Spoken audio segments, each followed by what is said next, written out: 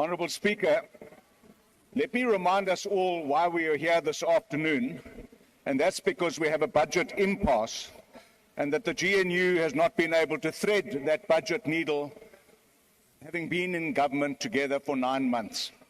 And the main protagonist in this conflict is the very party that were clapping like seals this time a year ago when the minister tabled his budget. But now they are moaning like a drain. From the outset, ActionSA has fiercely opposed any increase in VAT and the personal income tax bracket creep. We remain unwavering in our commitment shielding ordinary South Africans from unjust and unnecessary tax hikes. At the first aborted effort to table a budget, I said that the government must cut the fat and leave the VAT.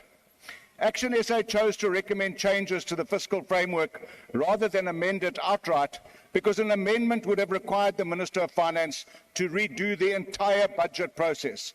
This would have caused more delays. Let me remind you what the delays are. 19th of February, aborted budget.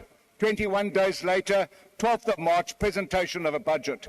21 days later, we are here today and we have an impasse. All that while, the value of our rand has gone down the drain.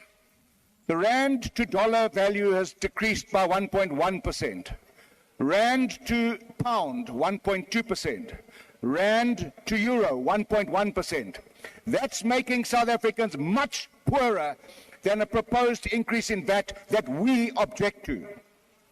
Instead, our approach allows for the necessary time to table alternative revenue proposals and, most importantly, to gazette a postponement of the VAT increase without triggering a full budget revision. ActionSA led the charge in the Standing Committee on Finance to protect South Africans from increases in VAT. We made this recommendation to prevent a VAT increase, to prevent inflation or to ensure inflation adjustments for personal income tax and prevent income tax stealth bracket creep. Instead, the committee now will have 30 days to develop alternative proposals to raise 19 billion rand in personal income tax and 13 billion rand to make up the shortfall that is required to balance this budget. This approach ensures that the government explores reasonable and responsible revenue solutions without burdening the ordinary South Africans with unfair tax hikes. ActionSA's constructive, responsible alternative keeps the fiscal framework intact while preventing more fiscal instability and procedural deadlock. SARS has proven today that they are the master revenue collectors. They collected 1.855 billion rand of revenue in the last financial year. 8.8 billion rand more than their projected, 114 billion rand more than the year before. There is the solution.